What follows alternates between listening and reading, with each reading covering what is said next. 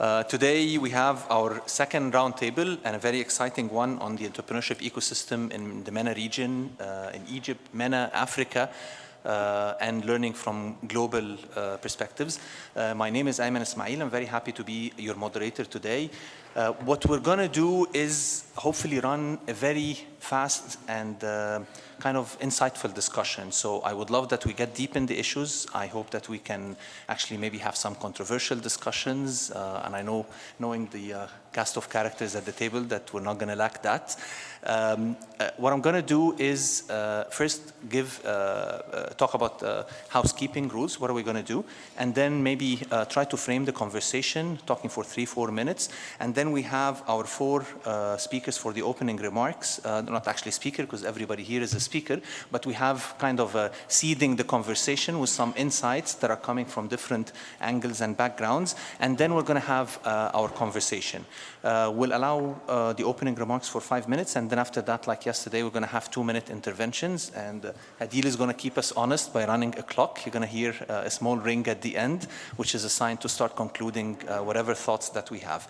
So for the conversation, if anybody wants to speak, if you can just put your name tag this way, I will see it, and after you finish, just put it back so we can keep note. I'll keep note of who wants to speak, and we'll call on people so we can have a brisk conversation. That's pretty much it for our housekeeping rule. Very happy to have you there. So one point at the beginning, Dr. Osama Hassanein, our dear friend, he was not able to join us for a medical condition, but minor thing. He's doing well, and he's sending his regards, and he actually thought to send us a recorded message. So we're going to have his recorded message played first. Okay, so let's start a little bit talking about entrepreneurship. Everybody here has been part of this ecosystem in Egypt, in the region, globally in some capacity, and we all know what's happening. So let me throw a couple of thoughts about the ecosystem, and then we can jump into the conversation. First things, many people, when they talk about entrepreneurship, they talk about the tech, startup, Silicon Valley type of ecosystem, but we forget that there are different types of entrepreneurship. There are the micro entrepreneurs, people who are starting small micro enterprises, and those are people who help a lot in poverty alleviation. A lot of them, they do informal businesses, and a lot of them actually, it's kind of a self-employment. And we find usually a huge increase in emerging markets in situations of economic declines. And usually typical interventions in situations like these are programs like microfinance, community foundations. That's one type of entrepreneurship. We rarely talk about it. It's been there for a very long time. There's the SME type of entrepreneurship, people who are starting small and medium enterprises, whether small factories, small retail shops. They are the backbone of the economy. 70 to 90% of most economies, whether in the US, Europe, emerging markets, Africa, are SMEs. And it's very important to think about them, and we usually think about what kinds of work that happen there. Usually this is the biggest driver for job creation. There's the tech entrepreneurship, the innovation-driven, the Silicon Valley model with all of what's happened in there. This is when we find the venture capital, the incubator, the accelerator, and so on as kinds of interventions. And usually they help us with competitiveness, with growing the economy, with being part of a global economy. And then we have social entrepreneurship, people who are driven by social mission. We have corporate entrepreneurship. There's so many varieties of entrepreneurship. And I want to make sure that the conversation usually drifts into the Silicon Valley startup tech model, but we forget about the rest. So the first question that I would like to ask, what kind of ecosystem or ecosystems are we building to address what problems, and are we using the right interventions?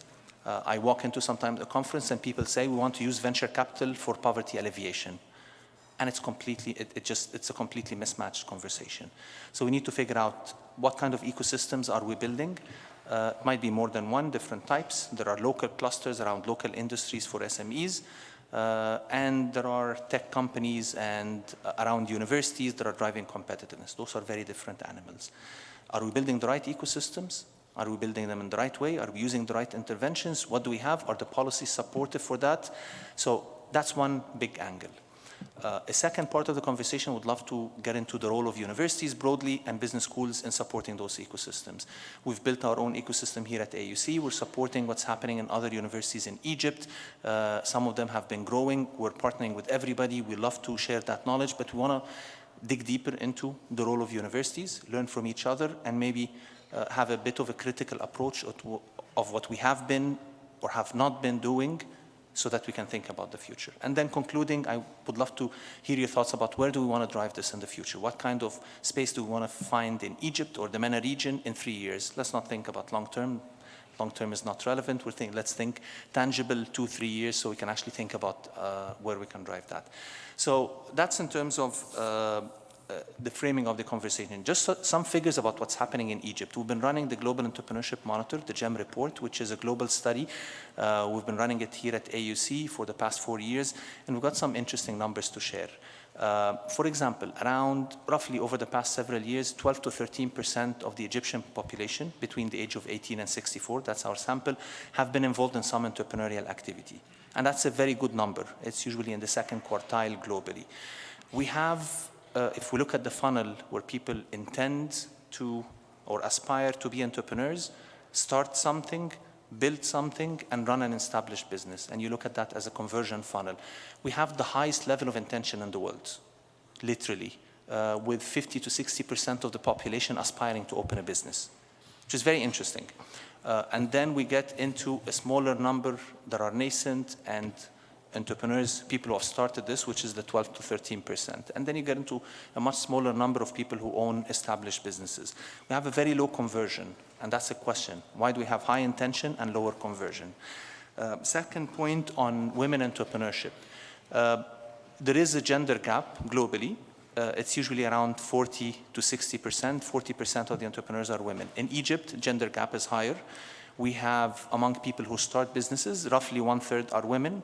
But when we converge to established businesses, they become 1/4, from 33 to 25%, roughly.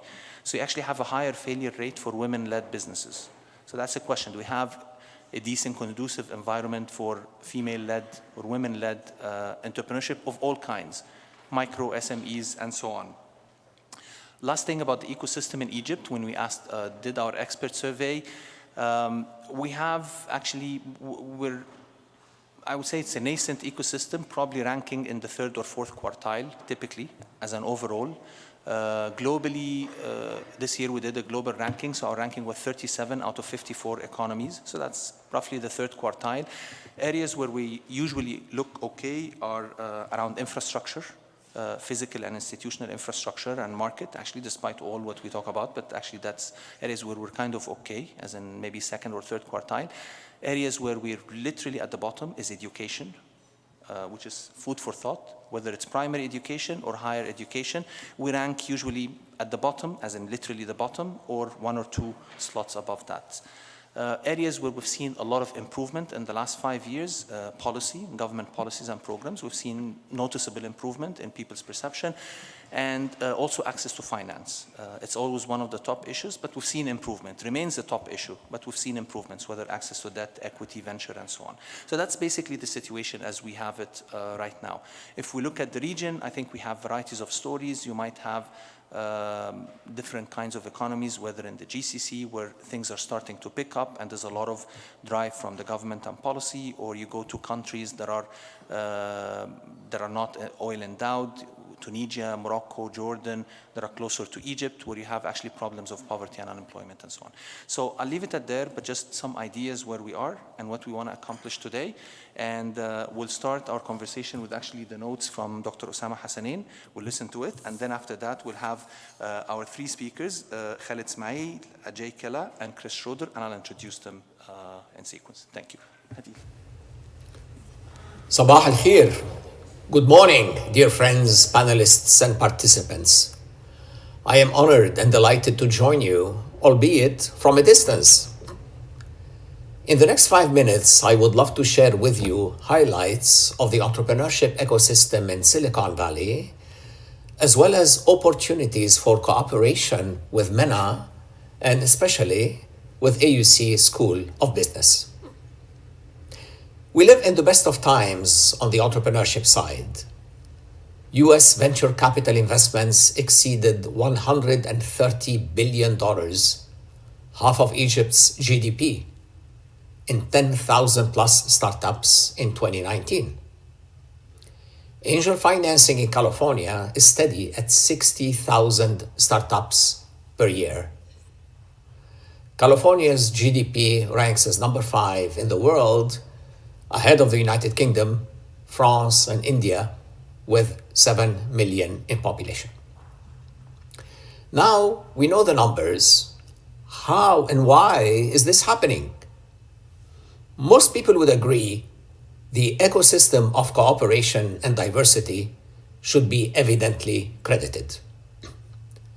The Bay Area population is ethnically diverse. For example, roughly half of the region's residents are Hispanics, Asians, African Americans, or Pacific Islanders. In addition, institutions, despite their missions, cooperate.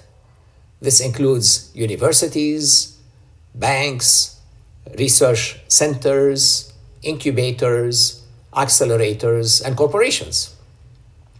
On the latter, we currently have a minimum of 250 innovation centers sponsored by brand name corporations from around the world in Silicon Valley, including Daimler-Benz, Toyota, Samsung, Huawei, Panasonic, BNP Paribas, Tencent, SoftBank, who are actively engaged in investing business expansion of startups and acquisitions. In addition, even consulates are now focused on innovation in addition to visas. The Consul General of Denmark, Katrin Johnson, has a second title, CEO of Innovation. The ecosystem of cooperation we just referred to has at its core the universities, whether McGill in Montreal, University of Waterloo, University of British Columbia, MIT, Harvard, UC Berkeley, or Stanford. Stanford may be a good example to take a quick dive into. Its student population of 16,000 has more graduates than undergraduates and a ratio of 5-to-1 student to faculty. Stanford entrepreneurs launched more than 40,000 companies, currently generating revenues of $3 trillion annually, and have created close to 6 million jobs. Some of these companies are well known to everyone, such as Intel, HP, eBay, Gap, Google, Instagram, LinkedIn, Netflix, Nike, and Tesla. 32% of the engaged alumni are investors, team or board members in startup, and 25% of the faculty members helped launch a startup. A good example is Peter Wendell, teaching entrepreneurship for 21 years, helped his student, Ivan Spiegel, launch his startup Snapchat, which went public at a valuation of $24 billion within 5 years. Udacity was launched in 2011 by Sebastian Thrun, computer science professors, to offer courses to those who cannot afford Stanford. In its 7th year, the initiative, called MOOC, or Massive Open Online Courses, crossed 100 million learners, 900 plus universities offering courses for free, and the number of courses offered is in excess of 11,000. Udacity in the Middle East is led by an AUC alumnus, Hisham Al-Arabi. Amongst its many objectives is to help 1 million Arab youth learn coding before the end of this year. Stanford School of Medicine offers dual MD MBA program, as do nearly half of all US medical schools. One of the targets is to shift the healthcare system in the US and culture from fee-for-service to value-based structure, and looking at outcomes of patients over time. We have endless opportunities for cooperation with Silicon Valley and be objective-driven and key results-oriented. In addition to Stanford, we helped launch an initiative with UC Berkeley in 2018 to bring vocational knowledge and complementary workshops across 6 different subjects, including digital art, tourism and hospitality, logistics and transportation, building and construction, and recycling, to 3,000 schools in MENA, and help create 450,000 jobs in non-government sector by the end of this year. I hope that during the session you will discuss opportunities and needs and let our diaspora's community know how we can help. Dr. Sharif Kamel is our dear friend and inspiration. What he needs is what we will dedicate our lives to deliver. Happy 10th anniversary, AUC School of Business. Goodbye. Wassalamu alaikum. Wonderful. Thank you so much to our dear friend, Dr. Osama Hassanin. We'll sure to deliver that to him. Let me jump to our second opening remarks, Khalid Ismail. So Khalid is an entrepreneur, angel investor, someone who's been involved in all aspects of the ecosystem in Egypt and in the MENA region, and now very active in Africa as well. So we'd love to hear your thoughts, Khalid. Thank you, Ayman, and good morning. I think it's a very interesting discussion to lead first the first topic that Ayman discussed, which is the Silicon Valley model and how much of it applies to us here in Egypt, to the region, and so on. I like to jump directly into that discussion. I think it's controversial, but my opinion is every region and every place needs to find its own models. What is in the Silicon Valley stays in the Silicon Valley. Even very advanced economies who have tried to imitate the Silicon Valley, whether in Europe or elsewhere, have not succeeded. I mean, the biggest VCs in Europe still go to the Silicon Valley when they want to make money. So I think the ingredients of success in the Silicon Valley are very, very, very difficult to reproduce elsewhere. From the top universities to the whole education system, and I'll come to the education system, from the experience that has been accumulated since the early days of HP and Fairchild and so on, the intimate relationship between Silicon Valley and silicon, which is the ingredient of microchips and all what developed there since Shockley moved there. A lot of history has been built over 65 to 70 years in the Silicon Valley that has become quite difficult to reproduce. Having said that, that's not a pessimistic view, that's just a realistic one that other places may want to think of their own models and so on. And even when we say Middle East, I don't think the Middle East is one. I think we're seeing different models in Egypt versus GCC, for instance. When we say Africa, I still think Africa is too big to be clustered into one. I think there are regions in Africa, and each region has its own hubs and so on. So what we're seeing is an evolution. As long as it took the Silicon Valley to reach where it is today, I think over the first 40 years at least, it was very hardware, silicon chip oriented until maybe the early 90s and the internet age. The Silicon Valley was more known for hardware, silicon chips, and so on than anything else.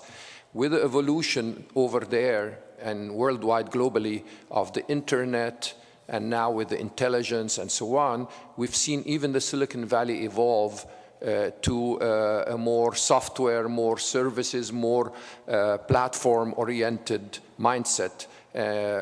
Silicon stays interesting and important, but far less in importance than it was in the 60s and 70s.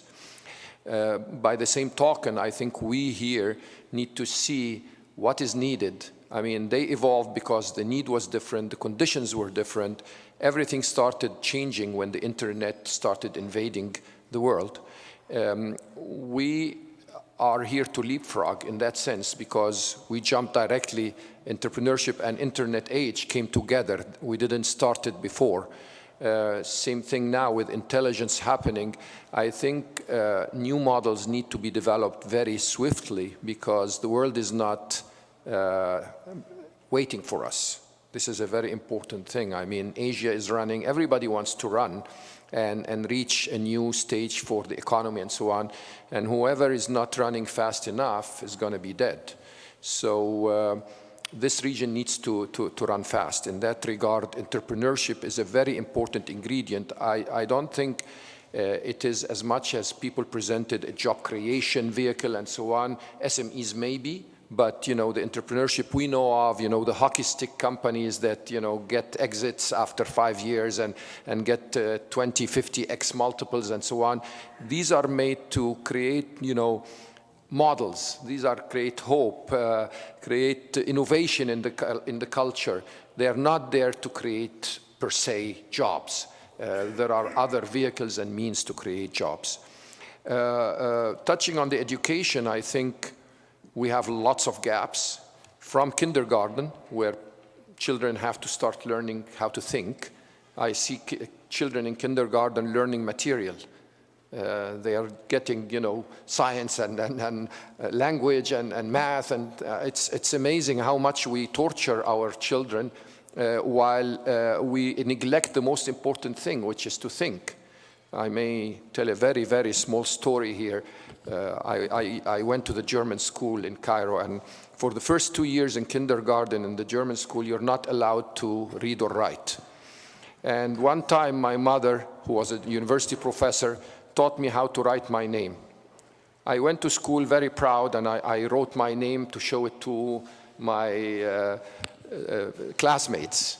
And who saw me? The teacher. And instantly, she called my mother and asked her to come to the school. And she did. And she said, "Do you think if we wanted to teach him how to write, we couldn't? Please don't interfere with what we're doing. We know what we're doing." That story reminds me exactly of what I learned in kindergarten, and we don't do anything of that in our system. So I'm starting very early, but then I'll jump to the very late, and I think we have a huge gap in graduate studies. Most of the universities in Egypt are colleges in that sense. College means they are undergraduate oriented. The graduates who do masters and PhDs, and what comes out of that is a very serious ingredient of entrepreneurship in the US. People who have studied with their professors together or alone in their master, in their PhD, in their MBA, they are a big source of entrepreneurs in the world, actually. And we have very little of that attention to graduate studies in general. I'm not talking about AUC, I'm talking about the general education system. So I picked the two ends of it, from kindergarten to graduate studies, but I can, of course, enumerate a lot of gaps in the middle. I think I'll stop here. There are so many things to say, but I think we'll come to that. Thank you so much, Khalid. And at some point, since you said that our model should be unique and different, every country and region should find their own unique. So I'll actually pose the question of what do you think is or should be unique and different about our part of the region. So I'll keep that for maybe the next round, and maybe also throwing it there. So Ajay Kela. Ajay is the president and CEO of Wadhwani Foundation in India, but also an entrepreneur, someone who's been from India to emerging markets to Silicon Valley, and is now interested to push entrepreneurship education in many parts of the world, including Africa. We just signed an agreement with Wadhwani Foundation at AUC yesterday, which is very interesting, but would love to hear your thoughts, whether on the entrepreneurship side, building ecosystems, and also on the educational side. Ajay. Thank you, Ayman. So I'll talk about both the ecosystem development as well as on the education side. If we look today, the biggest problem facing many countries, probably globally, is lack of jobs. And more importantly, lack of high-quality jobs. So the aspiration of every youth as they turn 18 is to be able to find a job that can support themselves, and a few years later, a job that can support their families. So high value, high quality job is what is needed globally. If we look at Egypt today, there is a youth unemployment of 23%. I think AUC is fortunate to have their graduates get jobs easily, but not all the schools in Egypt, are fortunate where the graduates are getting jobs right off the bat. That is even true in US, where they have some of the best universities in the world, but as students are graduating, many of them are not getting jobs. I was recently in South Africa. The youth unemployment in South Africa is 56%. I visited some of the youth that were incarcerated. Many of them were graduates. So they had, spent 4 years earning a degree and had this aspiration to support themselves, but aren't able to do so, and are engaging in petty crimes and landing up in, in jail. So this is a massive problem. The situation is only going to worsen.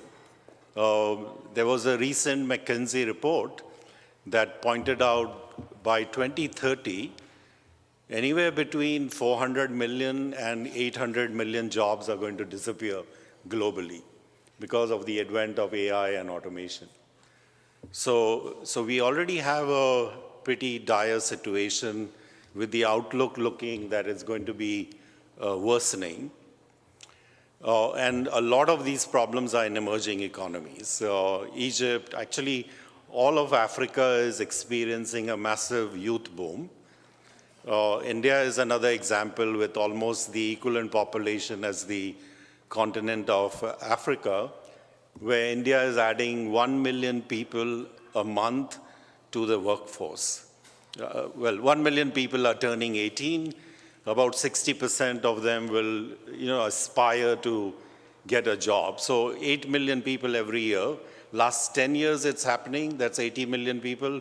Next 20 years it'll happen. That's another 200 and so that's another 160 million. So you're talking about 250 million people seeking jobs.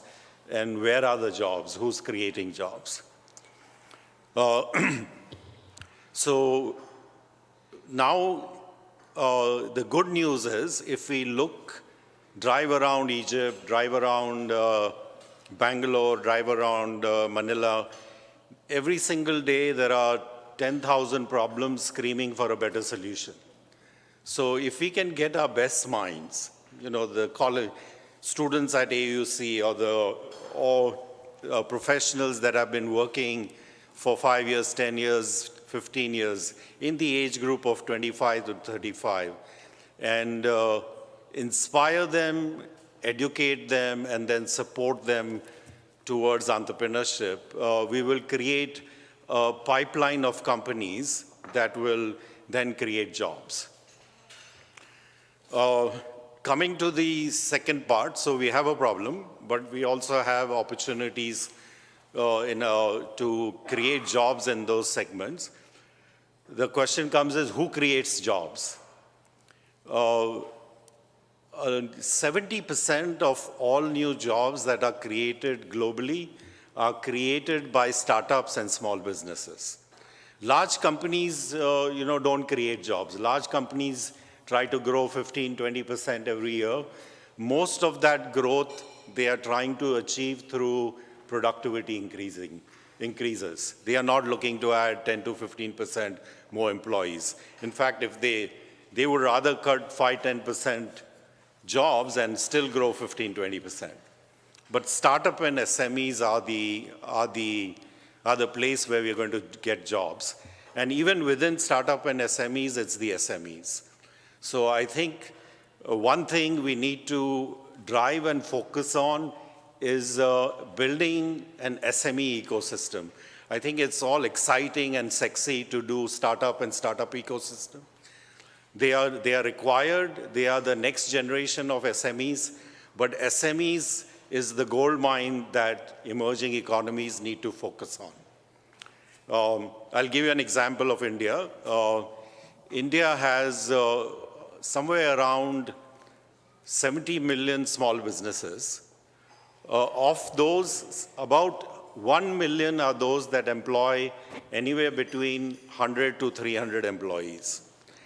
So 1 million of these companies have a potential to grow 2x, 10x, but they don't get, is it okay? They don't get any support from McKinsey's and KPMG of the world. They are too small for these guys. Neither can these guys afford to go to them. So if we can take, companies in 100 to 300 and handhold them through 1 to 3 years, they can, even if we make a delta change of 10 to 50%, 10 to 15% additional growth, each of them can add 15 jobs or 20 jobs and 1 million of them, and now you're talking about real numbers in terms of creating jobs. So that's one segment that the world is ignoring, and this is something I think especially emerging economies should focus on. Coming to the startups, I think startups are going to be the backbone for the next generation of growth. I don't think startups will add that many jobs. Startups take 5 years, 7 years to get to a certain level, and then they are on this growth path. But it's required. And the things that we should be doing is, I think, 3 things. One is to inspire. Just like we have Arab Got Talent or song and dance talent has a platform, why not have a platform for startups? So showcase the best idea stage, early stage startups. Do I need to stop? Or? No. Showcase the, the best startups in every country so that it inspires a generation of youth to look at entrepreneurship, just like it is, dance shows are inspiring them to show their talent and so on. The next step in the journey is, I think, starting from 9th grade, there should be introduction to entrepreneurship education. Start with an entrepreneurial mindset, and then you can get to more deeper education. Just like, English and math is a required curriculum, entrepreneurship needs to be a required curriculum to solving the problem of the world, where there is going to be severe shortage of jobs. Arab Spring was an inkling of what can happen. Imagine now 1 million people a month that are not getting jobs in India, and similarly of the rest of Africa, we could have a disaster. So entrepreneurship education in high schools, entrepreneurship education in colleges, especially in colleges. And in colleges, we need to get them to really not be driven through a classroom model, but driven through a model where they are starting companies within the campus where, the audience of the campus becomes their customer. The third stage is around when those that start the journey, they need to be supported. VLabs is an example in Egypt of doing a phenomenal job of supporting startups. But they can only do 50 a year. 50 a year is not going to change Egypt's requirement. Can we replicate and create 50 VLabs, learn from the model of VLabs, and then replicate that model? So I think what the world needs, I feel, especially in emerging economies, is 100 or more city-based startups ecosystem. And what does an ecosystem entail? Universities and high schools that teach entrepreneurship. As you step out, you have incubators that are producing the goods. You have HNIs, high net worth individuals that are trained to become angel investors. You have corporate citizens, managers that are trained to become mentors for startups and so on. So, wonderful. Thank you. Thank you so much, Ajay, and thank you for getting the conversation to the core of the jobs. Probably economists in the room, and I'll get to Dr. Nagli at some point, they know how much of the job crisis is happening, how much of the unemployment, and at the same time, inequality that's growing in the world. It's a world phenomenon, especially in emerging markets. Let me jump to our last speaker, Chris Schroeder. Chris is a friend of the region. He's been around for more than a decade, and he's the writer of one of the few books that chronicles entrepreneurship in the region, and he's been a friend of the school for quite some time. And I just learned that also his son now is doing some work in the region as well. So Chris, would love to hear your thoughts. I'm so honored to be with you, and frankly, I'm humbled by it. I mean, the insight that's in this room, I think, is unbelievable. And yeah, my son is working for Alfie now, so it's very exciting to have him as part of Egypt and the Middle East overall. Three just quick contextual things of what was been said today, and then I'll share a couple of views from a fairly narrow lens. I think you were very good to make a different definition of what is different entrepreneurship. But I think sometimes we bifurcate technology as completely separate from the other things that you've talked about. And as we remember that even medium-sized companies, almost every company is becoming a tech company today, we shouldn't separate too much.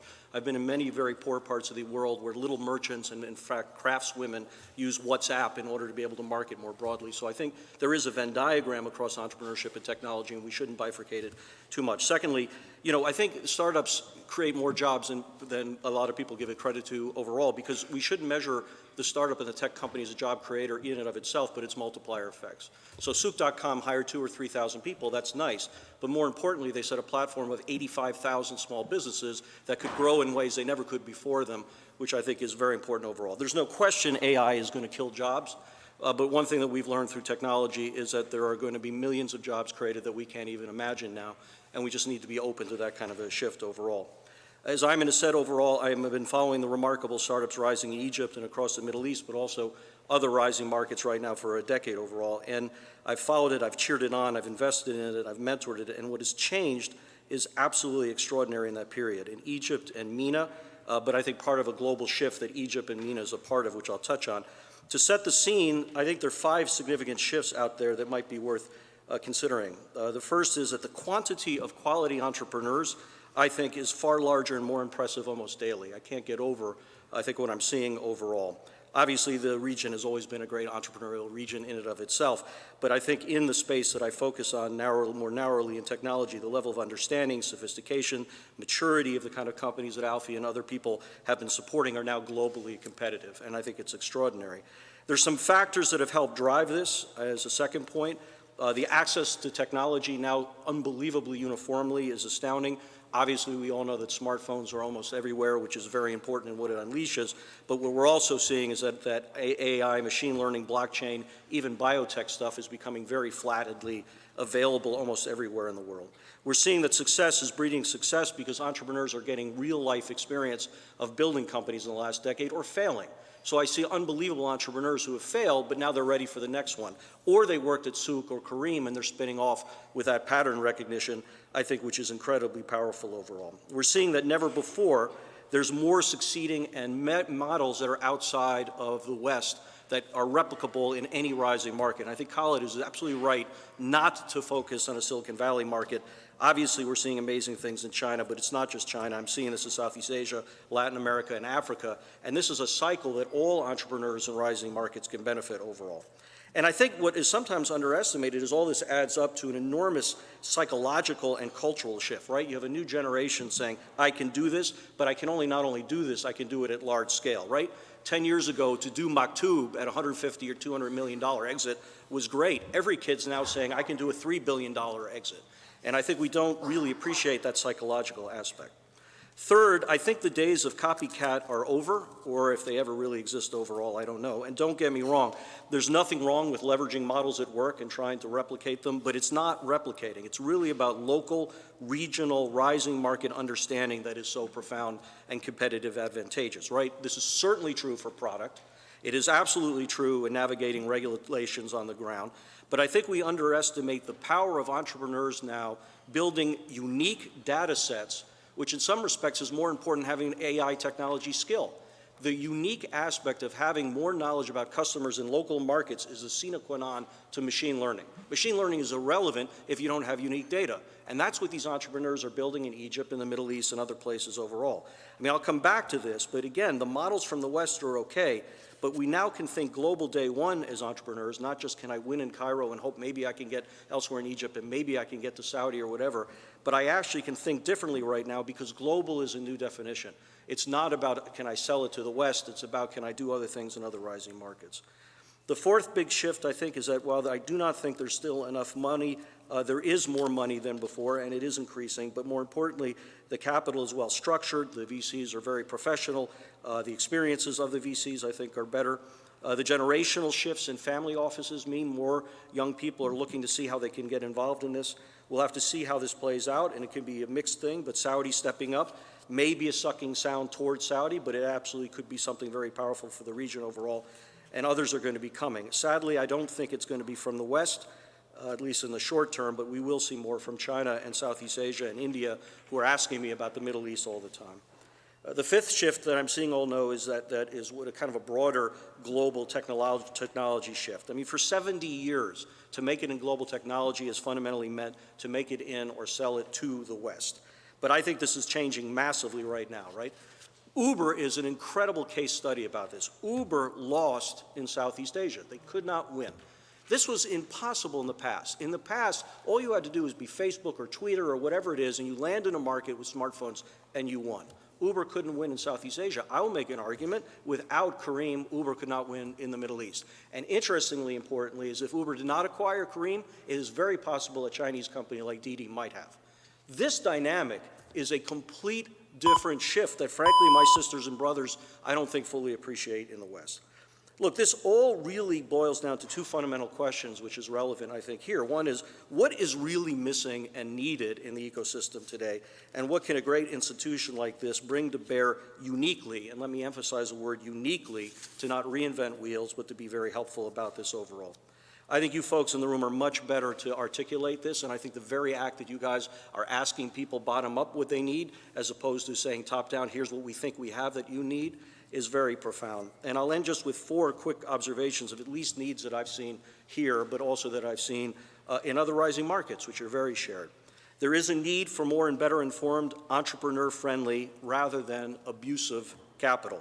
I think it's actually getting much better in this. I don't see the kind of term sheet abuse that I've seen earlier on in these markets, but this is now at all stages, helping entrepreneurs to move rapidly from early stage to growth. I think capital needs to be educated about the asset class in a very hard-nosed way. Yes, it's very important that we're building great companies for Egypt in a macro sense, but actually people can make money doing this, and I think that's going to be very important for people to really understand that. A second need is for experienced talent. Yes, data scientists and tech is absolutely important. It has to be something that can be done. Maybe it will be partnerable elsewhere overall.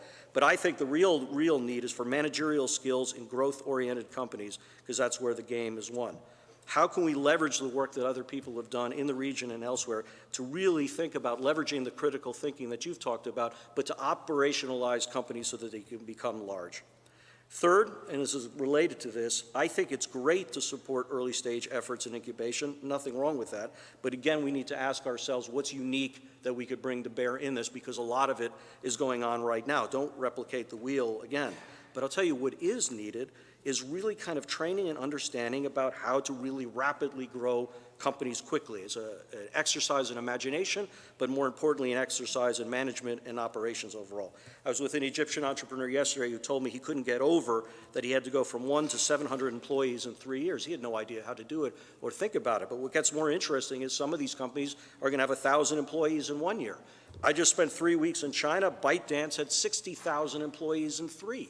And so China is an extraordinary thing, but we should not limit our imagination to the ability of the job creation that you aspire to that can be brought to bear, I think, with the skills that are important to me, to everyone. The last one is about policymaking that you alluded to before, which I think is right. There are many examples of regulators trying to get this right. They really do want to try to figure out how to be helpful to this. My favorite example is in fintech, because I see it in every rising market overall. And what's so interesting about fintech is everyone in the constituencies win, right?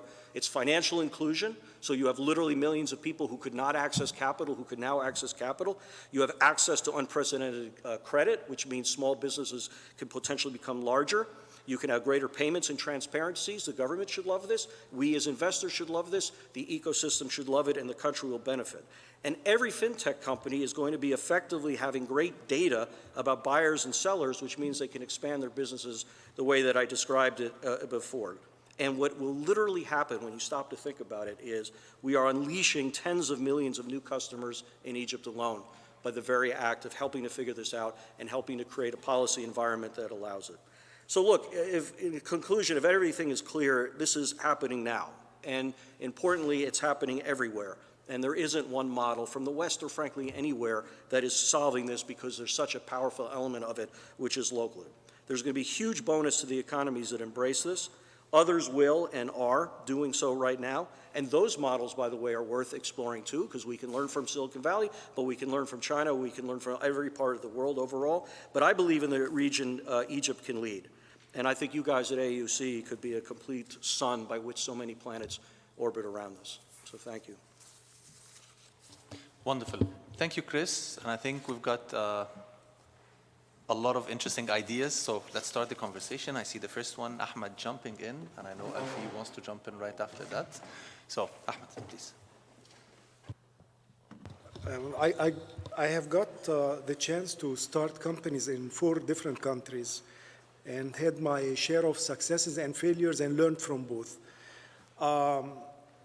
In my opinion, there are many factors. Khaled mentioned some factors. Chris mentioned some factors for the success of the ecosystem.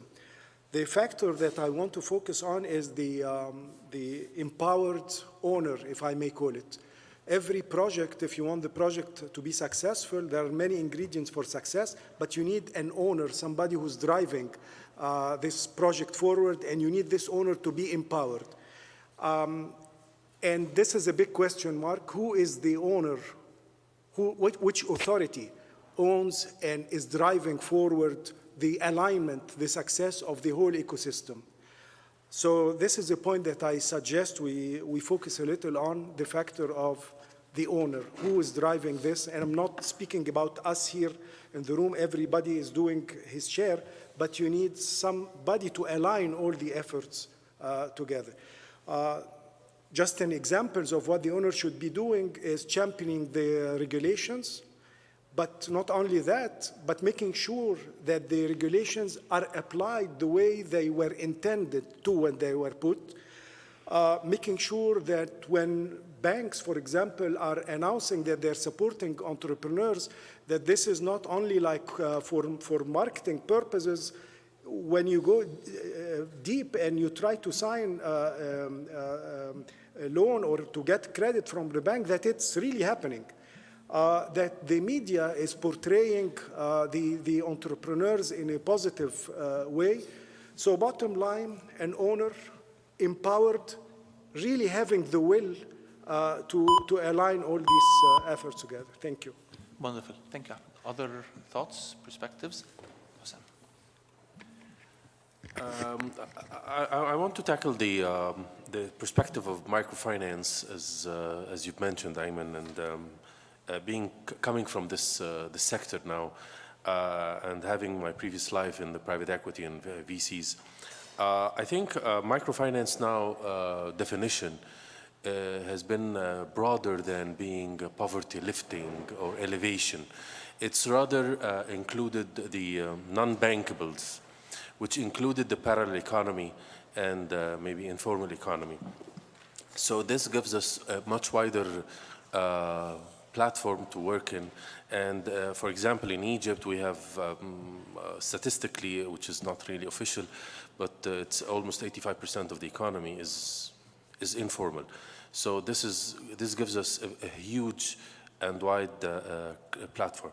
The access to finance is really issue in this regard. That's true for startups and microfinance and even SMEs.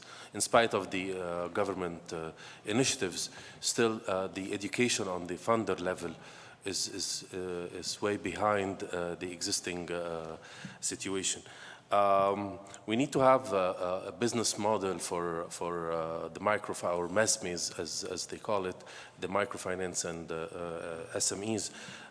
The business model should be flexible enough to be adaptable to the different financing products that needs to be structured and developed, because we don't have enough structured products in the financial world to cater for the needs of these activities.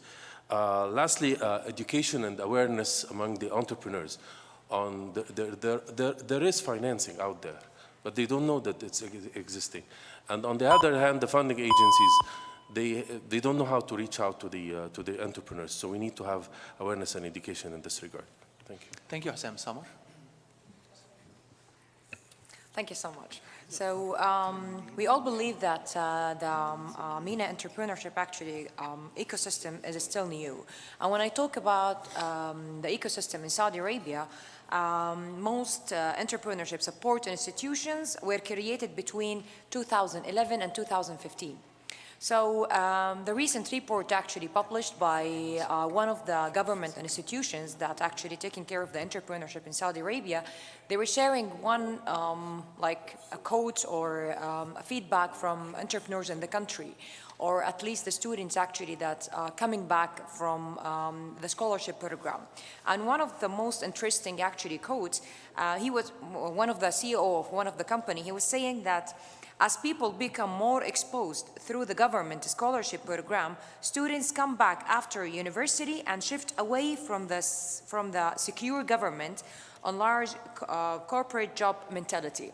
So unfortunately, until now, I think it's not only in Saudi Arabia, but in the MENA region, like most of our students, let's say maybe 80% of the students, when they graduate, this first thing they look for a job. So instead of actually let them look for a job, we have to push them to let them create a job. So this is point number one. Point number two, I would like actually to just agree with what you said about the curriculum, and not only in the undergrad or in the graduate courses for in the university, but also in the high school. And we can just start it in the intermediate also level. One of the most important thing also is talking about, are we supporting other colleges by increasing the awareness of entrepreneurship? Because we believe that entrepreneurship and entrepreneurs, they're not only from College of Business. They came from medical school, maybe they can come from architecture or from engineering. So one of my actually suggestion was for, in one of the conference in Saudi Arabia, is to provide a core entrepreneurship business course for all the colleges in the university, because we have actually to increase the awareness. So this is, I think, our responsibility to increase the awareness of the entrepreneurship in the whole university, not only in the College of Business. Thank you. Thank you, Samar. And a comment I hate to make in the presence of our dean, but graduates from the School of Business are probably among the least entrepreneurial among AUC alumni, and you find people coming from other schools, whether engineering or social sciences, humanities, or actually starting the companies. And that's part of the culture change that you're trying to make. So it's something that we definitely see, and introducing courses on entrepreneurship for everybody is a very important part. Nakla. Thank you very much. I have 2 minutes, so I'll try to be quick. Just very quickly, just looking at, you mentioned unemployment. When you look at the figures for the MENA region, you have unemployment of the educated, unemployment of youth, unemployment of women in a situation in countries. When you look at the population pyramid, you find they really show you that the majority are young people. So you put the unemployment situation, the structure unemployment in the market, the population pyramid, the inequality of opportunities, and you really need to, we need to think about the future very carefully. I go to the events that take place at the Greek campus, and I see a thirst for knowledge, a thirst for inclusion as entrepreneurs from young people from all over the country. Is the general environment welcoming for that? What is being done to upskill young people, given the education system and the skills that are there, given the majority of the population are young people, with the unemployment of the educated? You put all of this together, and the informal economies that were mentioned earlier. Put all of this together, and I don't mean to be pessimistic, but we have an issue. We have a serious problem, and we can look at this as an opportunity. How can we work with young people in this part of the world, not just in Egypt, I have figures, and for example, unemployment of youth in Egypt is 34%. You look at a country like Jordan, it's 40%. Tunisia is 36%, and these are higher than before the Arab Spring. So there is a political issue. This can be a time bomb that's ticking. So we really need to shift our thinking on how to upskill young people through the education. I really like the idea of Arabs Got Talent. I think we should adopt this. I'm looking at my dean, of having something to encourage talent of young people. And this relates to culture. I was born in the 60s, and I remember very much the culture at the time was everybody had to get university education. I mean, entrepreneurs and tujar, merchants were really not looked upon very highly. We need to change this mindset, and it takes years to change that mindset. I heard Chris, and I really liked your comments about data and AI and the new, the fourth industrial revolution. The market concentration is very important. Who owns the data? And what's happening with companies that actually would like to start within data-driven innovation initiatives? What is the scope for startups or new businesses in that sense? Just my very last comment, I did research on the Uber drivers in Egypt and women drivers in ride sharing, and it's eye-opening. I mean, context matters. The model for this part of the world is very different from the story that you'll hear about Uber in other parts of the world. So it's really important to build our own model and to look at the socioeconomic surroundings, the poverty, the inequality of opportunity, the state of the youth, and see what entrepreneurial initiative can address these needs. So sorry to go over time. Thank you. Thank you, Nagla. And I think bringing the political economy side out of it, and it's always the challenge of, when you think about entrepreneurship, I always think about, is it just throwing the responsibility back to the youth to start their own businesses when you have failed policies that are not pro-jobs policies? And if the governments are not able to push the pro-jobs policies and throwing just the responsibility to the other side, I don't think it's fair, right, or actually practical. Hisham. Hi. I would like to tackle the point of the entrepreneurship education. I work for the Adwani Foundation, and part of what I do is that I go to universities and go to educational institutions to try to make them introduce entrepreneurship education. And what I see over the past, I've been doing this in Egypt now and in the region for the past 2 years, and what I see is there is a great demand among young people about entrepreneurship education. The excitement and hype is really there. But when you speak about the actual case, that you'll find some outdated courses, if any, and you will find a lot of unstructured materials and very old way of teaching entrepreneurship. You really don't learn entrepreneurship by having an academic course. You learn entrepreneurship by doing. This is the only way to learn entrepreneurship, and this is what we try to do at the Adwani Foundation, that to make the inspiring entrepreneurs and the kids do entrepreneurship by having something like a practice venture, by forming a company, a virtual company, the moment they join our courses. We see difficulty really in that, and we see a lot of difficulty also in finding local content. Having local content on entrepreneurship, if you go to the internet and try to find the local content in Arabic, it's very, very, very poor and outdated, and maybe sometimes doesn't exist. We try to do that. I mean, we are at the Adwani trying to Arabize all our courses, but this is not enough. We think that there should be some movement from academia trying to write about the entrepreneurship in a structured way. And we also need to see a shift from most of the courses that I see are courses directed into awareness. And this is not enough. We should go now more into mind shift. How to shift the mind of those kids from the usual, regular Egyptian way of being employed for a company, getting a degree to be employed, into being an entrepreneur. This mind shift is totally different than the awareness. Most of the courses that I see are more toward awareness, not toward a mind shift. And this is I'd love to see in the future. Thank you, Hisham. Sharif Kamil. I just want to build on what Khalid and Chris mentioned, and that in many ways sums up what we're trying to do here at the school. And I think that's more or less what should be done in a country like Egypt with the vast majority of the population are young. And Khalid just described it in the one word: how kids should think. So I think the bottom line here is not just try to educate, and I agree with Hisham, it's not through a course. We're not trying to educate kids to start up companies, but to think differently. So that's why I always tend to use the word entrepreneurial rather than entrepreneurship. Because entrepreneurship is always associated with building up companies, which will create jobs and so on and so forth. But I do not think we need 100 million to start up companies. We need 100 million to think differently. When you think differently, regardless where you are, you're going to become an sort of an agent of change. Whether you have a company, whether you work in government, in public sector, and what have you. And I think that's what the curriculum should be positioned. And I definitely keep on saying the same thing, but there is no one size that fits all. So I agree with Chris and Dr. Osama in his earlier remark is that each environment had its own culture, had its own way of doing things. And if you try to, surely we need to learn from others, successes and failures, but if we try to just to mimic or plug and play, it doesn't work, it just doesn't work. And each context has its own sort of environment where it can thrive through. Thank you. Ahmed.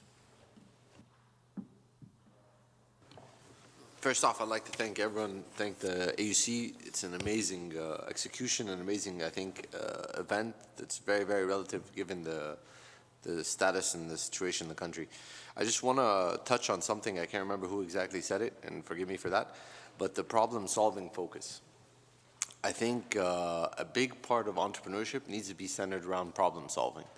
And a lot of the entrepreneurs that I've seen in the market or I've come across are more thinking about the exit versus the problem. And that's a major issue, right? Because I always tend to look at companies and their valuations and associate directly with the size of the problem that they're solving.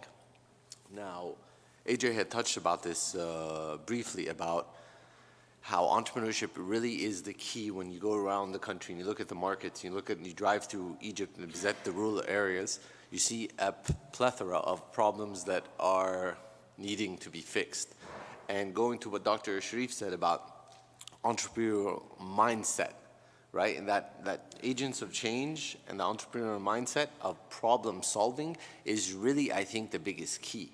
And if we can start thinking like that and educating people to start thinking of entrepreneurship not as a quick way to substitute to getting a job, and sad to say a lot of these kids look at it like that, as a substitute to getting a job. They're like, oh great, I can just raise a couple. There's a lot of, excuse my language, dumb money out there that's willing to fund entrepreneurs, and that's sad. But so instead of looking at it as a way to, an easy way out of getting a job and suffering, they need to look at it as a way to really being an agent of change and solving a problem.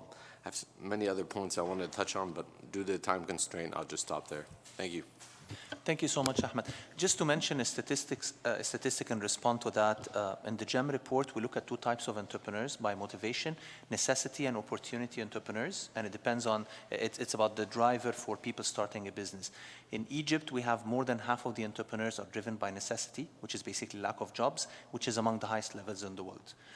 As opposed to opportunity, which is basically that if I can find a job, I can find it, but I leave my job to find a good opportunity out there that I'm driven by market opportunity. And it tells you about the types of entrepreneurs that we're getting, usually micro, informal, and traditional businesses, low growth aspirations, and so on. Megit. Thank you for the chance.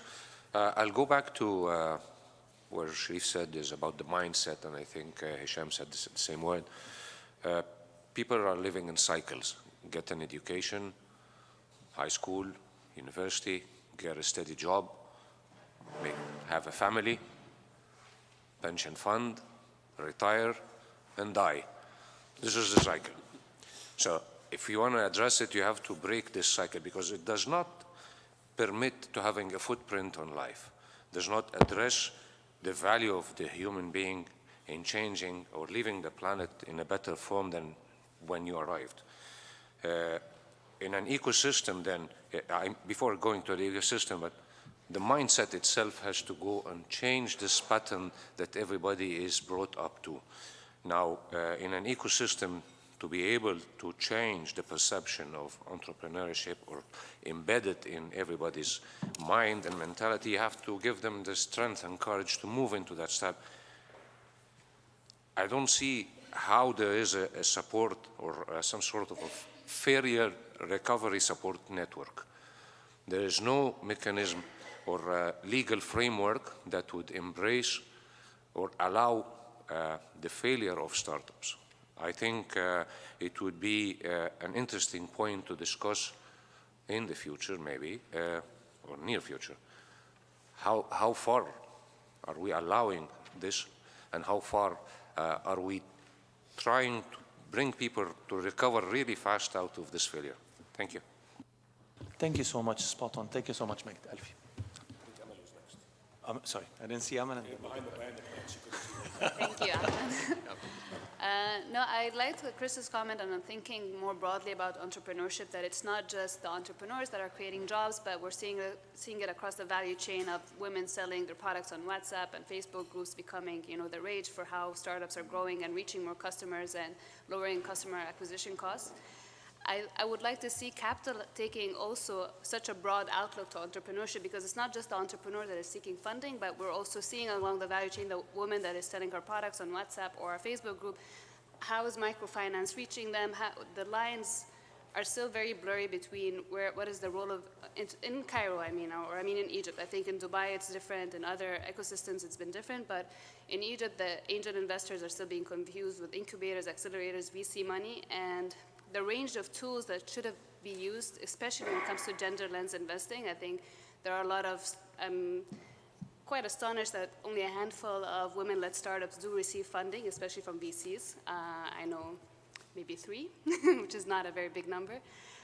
But there are a lot of tools that could be used, especially mezzanine financing, more blended tools, and capital is not necessarily just looking for returns. Yes, we want to prove that VC as an asset class is equally lucrative. Angel investors can make money in entrepreneurship, but there are a lot of sources of capital, donor money, DFI money that is looking for just enhancing the ecosystem, solving for unemployment. And unfortunately, the tools that are being used to channel this money are very typical VC private equity terms that, not always entrepreneur friendly, but we're trying to elevate the conversation there. But I see there should be more education on when can a startup use donor funding to complement some of their other activities that might not necessarily get the investor the highest return, and what are other SME startup small business needs that could use other sources of funding, not necessarily just VC and angel money. Thank you, Amal. We'll get to Mu'taz. You need 3-4 minutes to think? Okay, Mu'taz. صباح الخير يا جماعة. I'm really happy to hear that mindset has been repeated a lot in the forum, because I think that's probably the most important, but probably the most undermined as well. My challenge to this group and everyone else is that I don't think we have the same definition of what mindset means when we talk about it. Because I think for practitioners at least, because I'm both practitioner and academia, I think the practitioners say it in a different way and mean different things. And you can always see sort of the different biases whenever people start talking about what does it really mean. That's one gap we need to address, to define it and to agree on it somehow. The second gap I see is that even if we say and highlight that mindset is critical, I don't think the how is very clear as well. So how do we shift the mindset? I think we will also debate that, and I don't think there is a standard answer to that. I'll give you a quick, because of shorter time, one humble way to try to tackle this from our company is we've structured a curriculum around shifting mindsets. And I don't want to promote it or promote the company now, but the idea is to have a curriculum that is pre-ideation, pre-mentioning entrepreneurship. It doesn't have to even mention that, but to tackle the mindset from what we call the systemic angle, from system thinking and from futuristic mindset, and then pave the way towards whatever that leads, whether entrepreneurship or employability or whatever that is. I've been teaching executive education for the past 15 years. The problem is there in young professionals and high pose in companies more than it is in youth. Actually, youth can transform quicker with hypos and young professionals because they're engraved in the biases and engraved in success, which actually breeds the bias as well. It's very interesting that people are difficult to change. Mumtaz, just before leaving you, you mentioned there are different definitions or thoughts about mindsets. Can you actually tell us what's the one that you think or that you actually use as your working definition? And then I'll get to some. So actually, the literature is actually diverse in this big time. Actually, the name itself is very different. So you can hear the word mental models, mindsets, belief systems, mental schemas, you name it. I mean, there are lots of definitions. The literature evolved for the past 30 years or so it's fairly new. I tackle it from the behavioral strategy angle, which is a very interesting literature driver, because as you all know, in literature, it's all driven by the positivist view, scientific, let's measure it. If we can't measure it, we cannot manage it, these kind of things. And this other angle, which is the belief system literature, or sometimes they call it dominant logic. This is a very, very famous term as well. It defies it and tries to measure it from a very different angle. And it's driven by what we call the cognitive psychology. And again, lots of schools there. I don't want to go into technicalities, but basically it is tackling the inherent biases in our minds. That's the basic idea, because the science proven that we are deterministically irrational, all of us, and we need to understand these biases and start to work on them. So when you build a curriculum, you need to start telling people, unlearn a learning process, which is that we are all biased. Let's start with that, and then build up from that. Not to the end that you will end up to be unbiased, no, but to the end that we are all biased, and let's complete each other through diversity. I don't know if I've gone too technical there, but very interesting. I know you're not expecting that from me, coming from corporate. The idea of inherent biases is very interesting. Samar. Thank you. So I would like also to talk about the importance of draw a triangle relationship between the private sector, the government sector, and the education sector. So I would like to share with you an event, actually. It's happening next month in College of Business, in Effat College of Business. So we are actually inviting the Ministry of Housing with their professional people, like people working in the ministry that know what's happening, what's the concern, what's the obstacle actually that they're facing. And our students, like College of Business, College of Engineering, Architecture, will participate in this event as like with the participants. And the third, we are inviting the private sector to send their mentors. So one of the institutions are Ford Academy from the United States. So here we are actually also engaging the international experience to come and give us their feedback.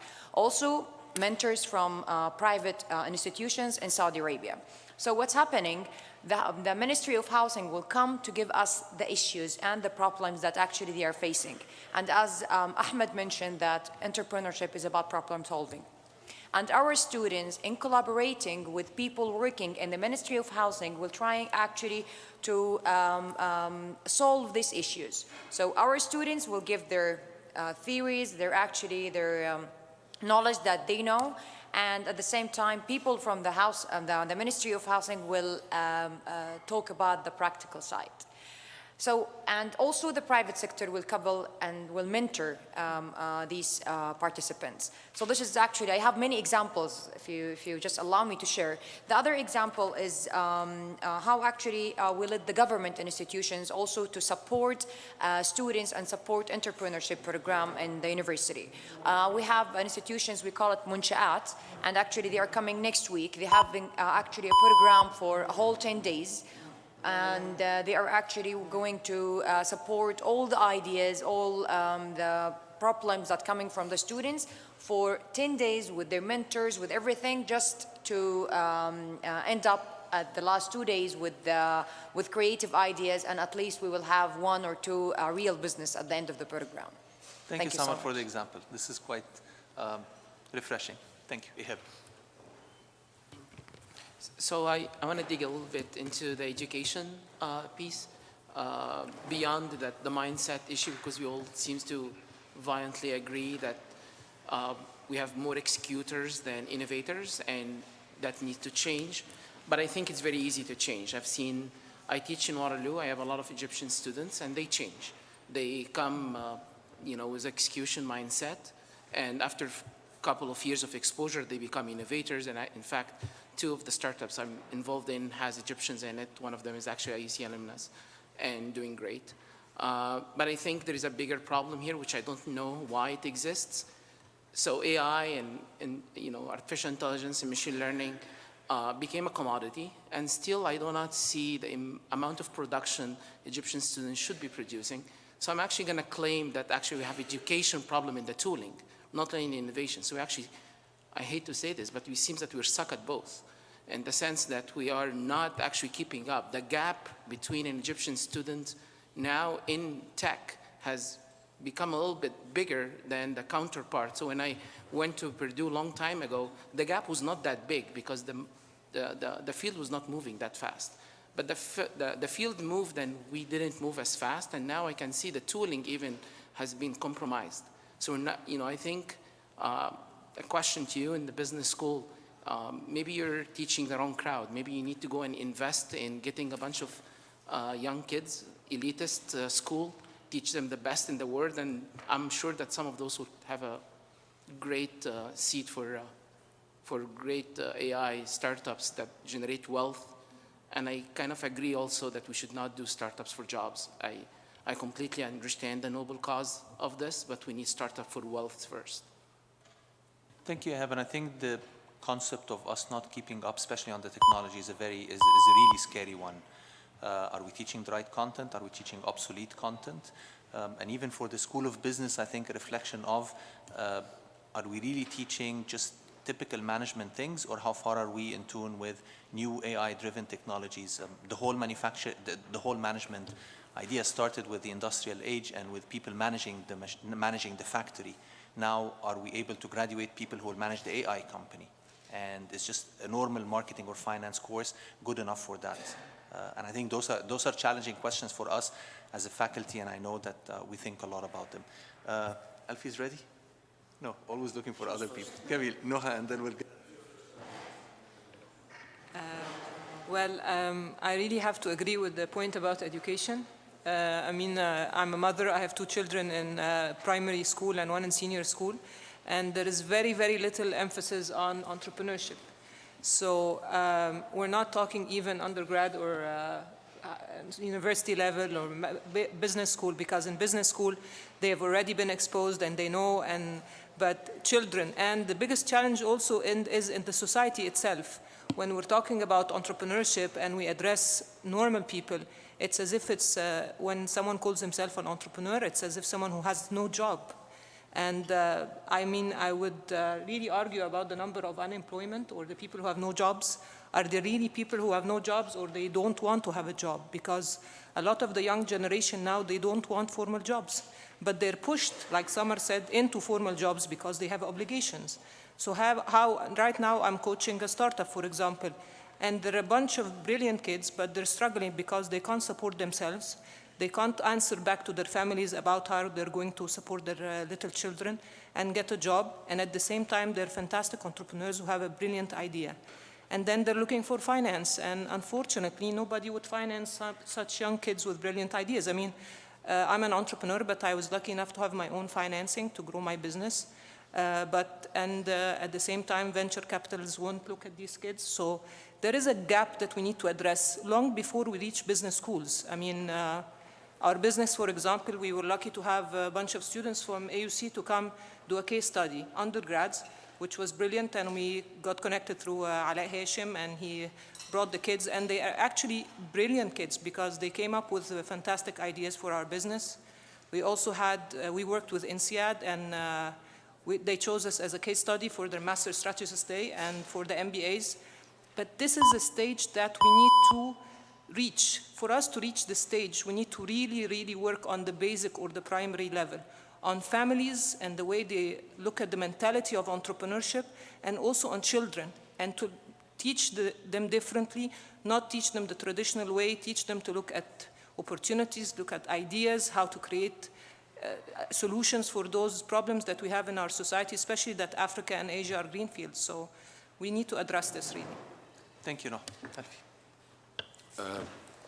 I think I'm going to give the conclusion first and give you the reasons, and my conclusion is very similar to what Ihab's points, and that is, I think we're sitting here to maybe give feedback to the business school on what our thoughts are on the transformation and the next step in business school 2.0, 3.0, because I think you already did 2.0, right? And 2.0 was the experiment that we started 10 years ago with Flat 6 and VLab and all that, and this is how do you take that and put it out to the next generation for the next 10, 15 years. And I will tell you, I think that it's been mentioned a few times by Chris and others, hypergrowth companies are the ones that make the difference. The guy that's going to start the Starbucks and the guy that's going to be a manager at the call center, somebody else trains those already, or your existing curriculum does. You don't need to do any change to train those guys. They're already being trained. The system's already pumping them out. We need to change to make companies where jobs are the byproduct, not the objective. Jobs are the byproduct of a successful company. And currently, we live in what I deem an extractive economy, where the other countries are taking out our resources, whether natural or commodities or whatever, and they're taking out our talented people. And the worst thing is they're doing something similar, akin to digital colonialism, by taking the upside of our young people, by making them their back office operators and not giving them the opportunity to create. It's a digital colonialism that's capping our young people and not letting them find potential and new creative opportunities. And that's what you guys need to do, what we need to do, is to liberate those people so that they're not put into a job that is guaranteed to be replaced by AI or guaranteed to be replaced by a machine, but a job where they find that new path and they create the jobs and they see the thing that we are unable to see until we equip them to go out and look and be an explorer in that new economy. So our visualization has to change, where we have to somehow balance advising and educating these people, funding them, and suffocating them by too much advice and being too overbearing, or being too much like the German teacher that says, be quiet, we know what we're doing, as an educator. It's actually, I'm out to argue the opposite of that. We have to be educators, guides, liberators, and not strangle them, like, you know, like your children or whatever companies that I see too many VCs like us overreact and get over-involved, and so on. So I urge you to focus on the hypergrowth. That's where the opportunity is. And if that's not where the opportunity is, that's where your optimal use is and your optimal contribution to society. Thank you, Alfie. Always controversial and thought-provoking, and we'll get to many of these ideas. But I think Nagla and then Ahmed, if I'm missing it. Oh, sorry. Actually, Khalid was in line before that. That's okay. Okay, Nagla, and then we'll get to Ahmed. Thank you. I want to go back to education of children. I hear you, Ihab. I agree to your principle, but allow me to disagree on one detail. I don't want to educate the elite kids. I want to go out to have an outreach for the less privileged kids. I know that in the UAE, they teach kids in school AI ethics. Okay? It's so distant from our culture at this point, from the culture of our children. So I want to be a bit avant-garde and just go out and perhaps as an activity for the AUC students, as an outreach activity, working with the community and working with people in less privileged areas. May they be school kids, like, you know, young kids, but less privileged, who will not get the chance to be in an international school or even to end up at AUC. And this is part of change in the culture. And if that is done via university partnership with the government or with civil society, looking at AI, we are not AI people in AI technologies, but we can work on AI ethics, on AI-related entrepreneurial initiatives, just getting the culture into the mindsets of young people, out, you know, reaching out beyond the walls of AUC and perhaps of our own communities to less privileged kids. I think this would be something that the school can take even within a course, and I'm happy to be part of this. Ahmed? Thank you very much. I just want to give you a heads up here. As first, I'd like to mention the background I'm coming from, which is manufacturing. SMEs manufacturing. So I'm trying to think about it. It's like I just came from the field and enjoying the workshop and going back again, and try to tend that I'm the client as well. So I can't stop thinking about everything that was said today that is very valuable, and honestly, it gives a lot of positive vibes and energy. How it can be implemented. It's like how I can go back now and think about it, how I can make it into action. Because I totally agree about that each region has its own challenges.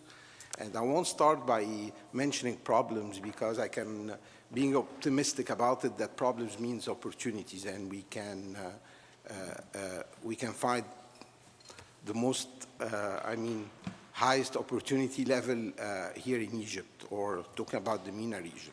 But I'd like to start what Samar has mentioned, because I think that's one of the very positive steps to move forward, is to bringing the different parties in the system together, to discuss it together, to try to get on one solid ground together, taking the part of the academic or university or all the brainstorming about how to make it better, reduce the rate of failure, to put people on the right track.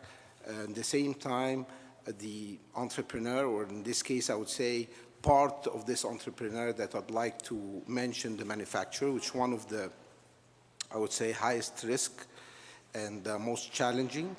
And I wouldn't say the most important body, but one of the highly regulated one, or have a very important role, which is the government or the public figure, or the ones that make regulation and policies, because I believe one of the highest and biggest constraints in that are those policies that need to be changed according to the discussion and such an amazing, actually, workshop that can bring beautiful ideas, but to be implemented, to say what we can do, what we can start with today, and what can take a longer term in processing. Thank you.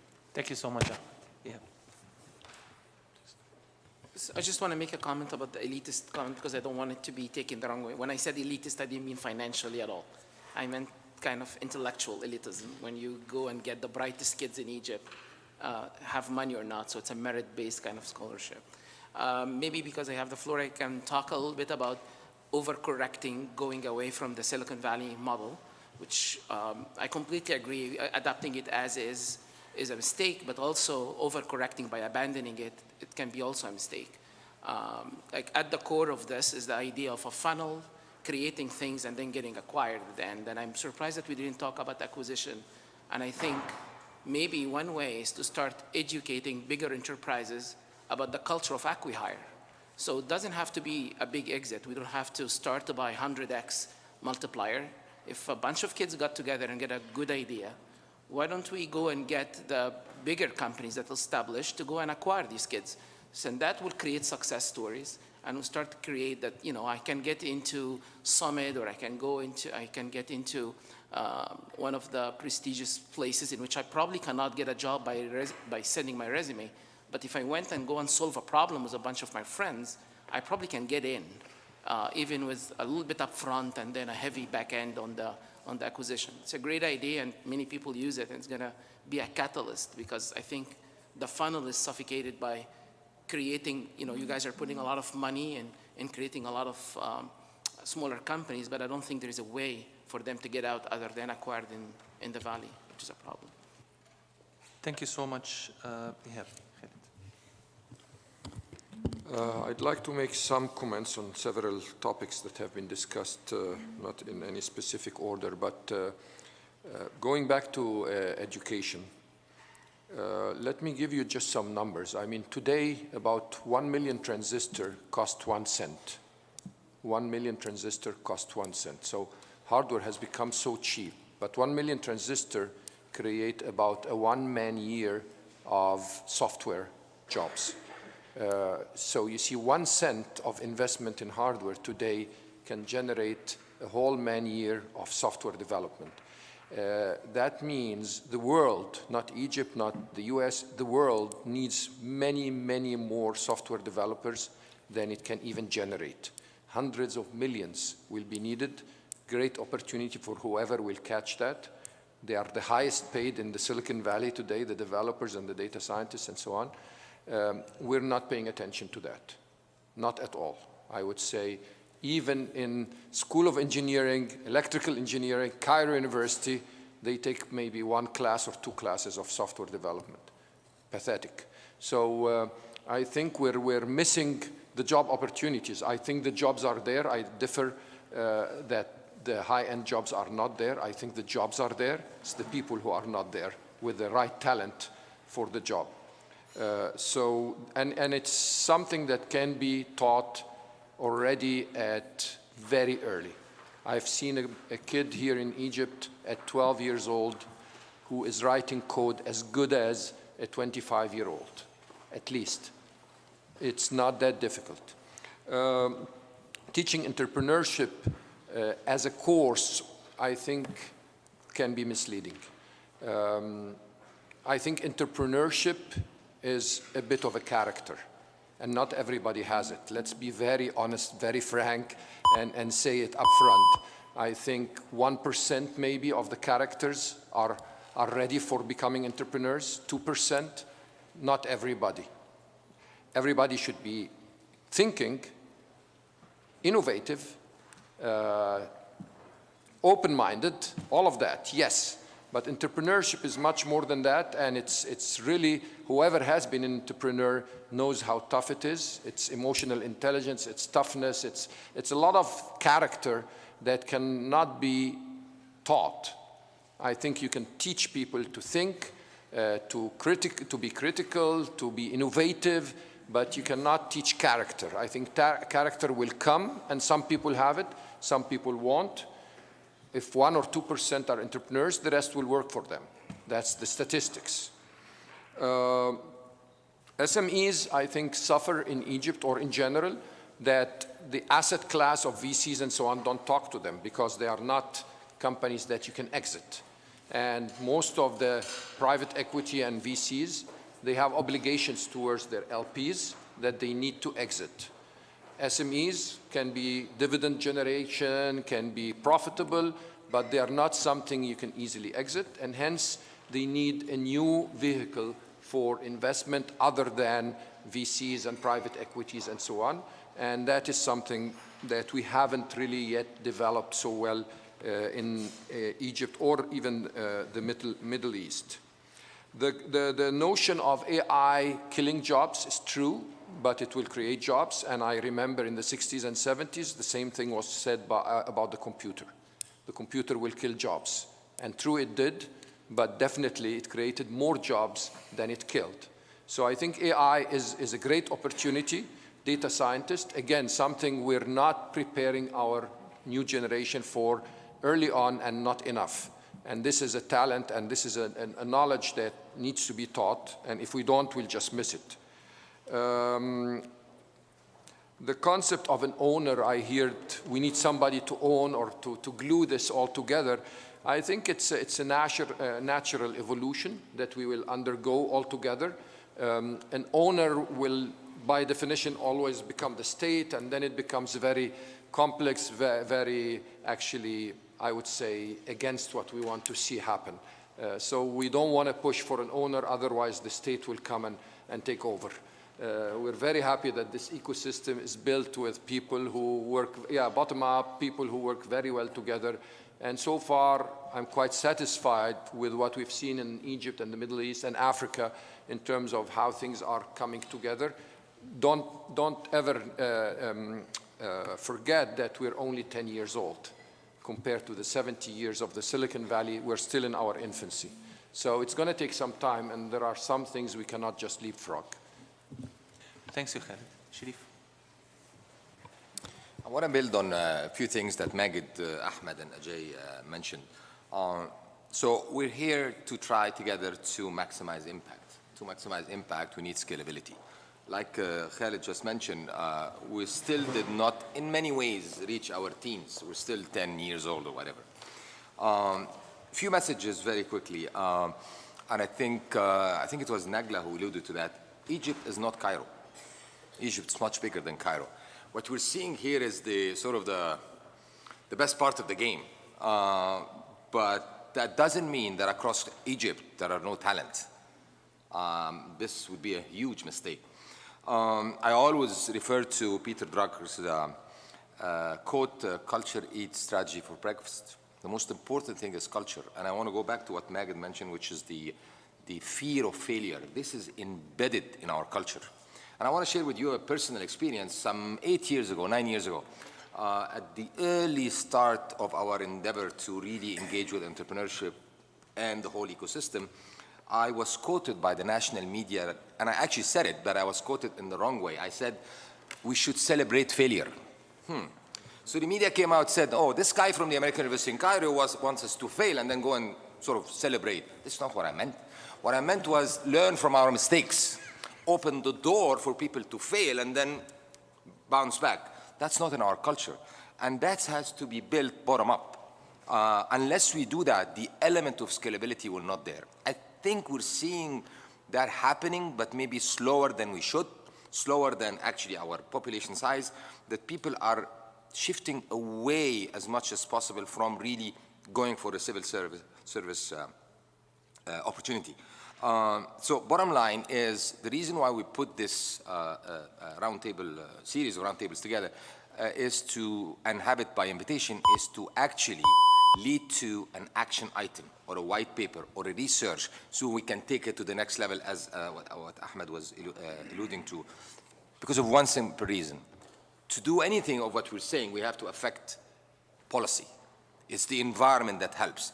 And this school, in many, many ways, over the years, more often than not, managed to influence policy. And we hope that this time around we'll reach the same result. Thank you. Thank you so much. Other thoughts and reactions, especially about Ajay, ideas for things that can be done through the school or in general related to policy. Ajay. So we've been quite nice to each other. I want to get a little bit controversial. Especially when we talked about entrepreneurship cannot be taught. So we teach entrepreneurship across we teach entrepreneurship across 20, 25 countries around the world. So let me start with a story. We started teaching entrepreneurship in early 2000, and we went to my alma mater, IIT Bombay, which is one of the top institutes in India today. 80% of the graduating class always went to the US. And so when we said, hey, we want to introduce entrepreneurship in the college because we wanted the best and brightest mind to start companies, the director guided us to the placement cells and said, hey, there are a bunch of kids that don't get jobs on graduation. Why don't you teach entrepreneurship to them? Relating to your comment. And we said, no, we want your best and brightest because this is a tough journey. It's being an Olympian. And if I look today, India today has about 31 unicorns.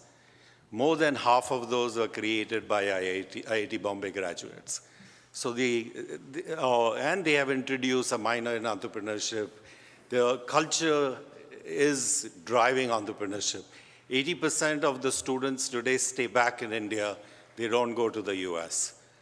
Similarly, Silicon Valley. Why does Silicon Valley produce the most entrepreneurs? It's not the DNA of every parent in Silicon Valley is such that they are producing people with character of risk-taking and so on. It's the environment that is teaching them, that is driving them to become entrepreneurs. They learn from their peers. So we are strong believers that entrepreneurship can be taught. There's a lot of characteristics in the individuals that is sitting. It just needs to be ignited and brought to the surface through education and through practice. So So Well, that's thank you, so we Ajay. have- I know this controversy was going to come, and I actually wanted to comment on it because I've been teaching entrepreneurship almost for a decade now, and I always get the question from the students, what are we going to get in that class? And my answer is usually there are skills, there's knowledge, and there are behaviors. So on the knowledge side, I can teach you the venture creation process, which is a process of how do you start a company and the stages 1, 2, 3, 4, 5, and that I can show you, teach you, and explain through case studies. The skills, they're managerial skills, like what we do, and it's honed through practice. So I can tell you about the skills, and you have to go and practice them in an internship or a job.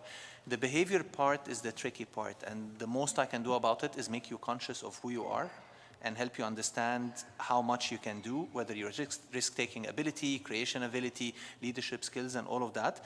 And it's up to you after that, whether you think this is a good career for you, to Khalid's point, it's on the behavioral side, or whether you want to be someone who's working as the co-founder or the next person or the employee in a startup company, or just you like predictability and you want a corporate culture.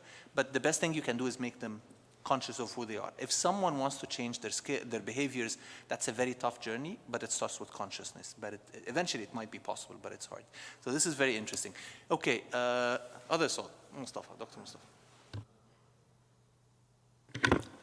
I'm Mustafa El Sayed. I teach political science at Cairo University and at the American University in Cairo.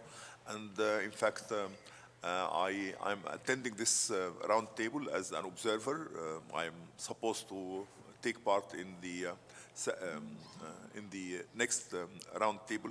But I would like just to say that I liked the intervention by Dr. Sharif Kamil that the entrepreneur is not to be limited to, I don't know, business. The entrepreneurship is something connected with innovation, starting new thing, and the entrepreneurs in this sense, and I think this is what was meant by Joseph Schumpeter, could be found in all areas. So we may find entrepreneurs in the field of scientific research, in the field of education, running health services, etc. So I would like to insist on this.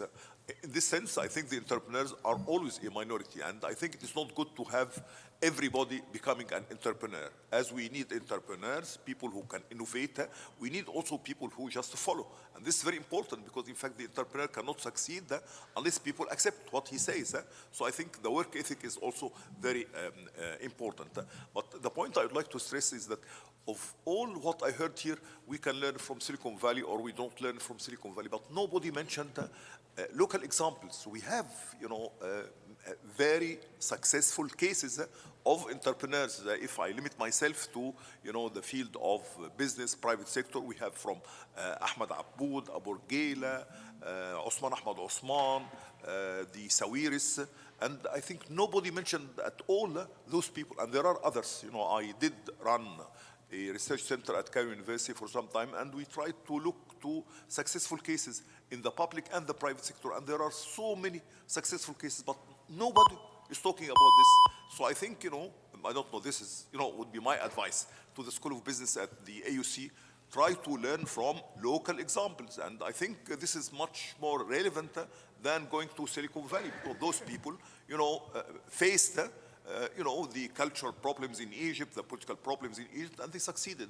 So I think, my advice is that, try to be local. Of course, it is very nice to be ambitious, to try to learn from Silicon Valley and to compete with them. But also, I think this is not the way to succeed in Egypt. The way to succeed in Egypt is to study the local ecosystem. So I think this is my advice. Okay, Thank you so much. So I think when you especially look at the media, you'll find that there's a lot of, most of the names that you mentioned, people would label them businessman rather than an entrepreneur. And I think this is probably part of the confusion. We have amazing examples of entrepreneurs in Egypt, even in hypergrowth, or probably we don't have our first unicorns yet, or companies that have had this experience, but we do have actually people who managed to build fast-growing technology companies. Ahmed, and then we'll get Samar. Real quick, I just want to plug an event, and it's actually because it's related to the AUC and the American Chamber of Commerce, along with a couple other organizations, including EO, the Entrepreneurs Organization, put on an event just for that reason, and we're going to do it again, hopefully, at the AUC in the first 2 weeks of June. And the idea of it was Entrepreneurship Day, أو بالعربي يعني الحلم المصري حقيقة. And the concept was to celebrate, just like US has the American dream, and the general population believes in the American dream. It's also very important for the Egyptians to understand there is the Egyptian dream, الحلم المصري, and for us to celebrate that. So actually the way the program works is we do two parts. One is we have a workshop path, and that's mainly targeting scale-ups, and we use the Gazelle Foundation work of scaling up. So we focus on people, strategy, execution, and cash, the 4 workshops throughout the entire day, and then by a Gazelle certified coach. And on the other side, we have speeches going on the whole day as well by Egyptian success stories. So, and we get not the usual suspects. So we don't get, we don't get, you know, the people that speak a lot or go out a lot in the general public. So we're looking for the stories of the people that are under the radar, that are very low profile, that you don't hear about, that have built and scaled up very successful businesses in Egypt, in our difficult ecosystem, with all the challenges we have, et cetera, et cetera, et cetera, so that we can celebrate these people. The main goal of that is to highlight and to showcase these people, and to give hope to the young entrepreneurs that, you know, and just to take what from Mr. AJ said here about they're Olympians, entrepreneurs. No, I would even say they're Ironmen, because you swim I don't know how many kilometers, and then you're like, oh, is it done? They're like, no, you need to get on a bike and do another 50 kilometers. You're like, okay, is it done? No, now you run a marathon. So that's really what entrepreneurs do. And so we need to celebrate these success stories that have gone through the Ironman race and have almost died 6 times and have succeeded. And because a lot of, also sad to say, in this generation of very quick thrills and very quick gratification, a lot of the younger generation don't understand the amount of hard work and grit. That was one of our themes last year, is grit. The amount of determination, grit it takes to succeed, and the amount of failures and to fail forward, which is a common term abroad, but we don't really use it in Egypt, to fail forward, and suffer then succeed. And so we're really trying to focus on that. So Dr. Sharif Kamal has the details, and so do I. Please feel free to talk to me about it. Sorry to plug it, but I think it's important. It's not for profit, it's not for anything. We're just doing it to spread noble cause.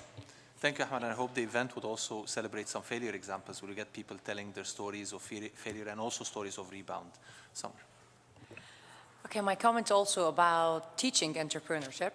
So I think if we don't need to teach entrepreneurship, we're going to close our program at the university. So talking about teaching entrepreneurship, we have to look at the teaching method actually and the assessment of the course. We have many courses actually that cover entrepreneurship in the College of Business for sure. Currently I'm teaching creativity and innovation. And last year I was looking around like other faculty in different university and in my university, how actually they are delivering the knowledge and how actually they are measuring the learning outcomes at the end of the course. So I found out that they're giving them, like, for example, exams, and the questions define creativity. So I was looking like how I'm going to ask my students after like 3 weeks full of lectures to define creativity. I think this is one of the biggest mistakes that we are doing it as a faculty, because we don't want our students to define creativity or to define innovation. I want them to show me creativity and show me innovation. And this is, I think this is very important for the faculty to go and think how actually we are delivering entrepreneurship courses to our students in the university. Thank you. Thank you so much. Ahmed and then Hussam. Yes.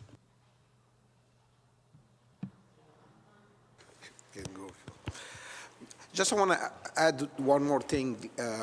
Building the bridge between like university or study or education and the manufacturing part, referring to what I've said before, is the access of information. One of the very biggest challenge in Egypt here, or in the MENA region in general, is to get the right knowledge or information about what is actually happening in order to take a decision or to give directions, or even for a student or an entrepreneur just to decide if that will fly here or not, or maybe he can do it elsewhere. I remember I personally contributed with Dr. Samir Makari, actually, God bless his soul, for over a year and a half to do a sectoral study for a sector of manufacturing. It happened to be furniture.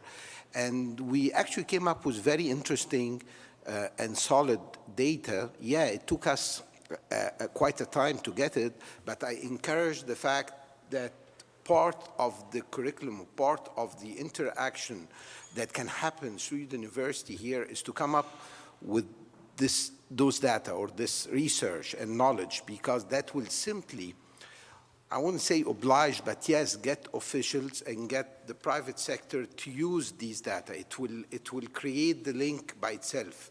It's just because I want to have access to this, so I gotta get back to you, and then we're gonna open the channel of communication that I think can get good and positive results on the ground. Thank you. I would like to follow on and build on Ahmed's comments by saying that after the June event, I propose to have another event that brings in investors as well, like private equities, VCs, businesses, the American Chamber, to continue on this and see how we have common channels and communication channels between the different parties. It's very important to have these islands connected together. The data that you are seeking you can find it with some of the investors who seek data everywhere, and they compile it somehow, and they don't know how to use it at the end of the day. And you as a business, you know lots of what's going on in the market more than the investor and so on. So we need to have these bridges built somehow, and I think we can easily do that. We have IPIA, for example, and the American Chamber, along with the school here, that can do something about this. Yeah. Thank you, Hassan. I think there were a couple of attempts to do that, but would love to see something work, Sharif. And then we'll get to Just want to mention something that Hussam, removing the hat of the business school, putting the hat of the AmCham, something you just alluded to in October, and this was actually a new experience for me, stunning experience for me. I was invited to,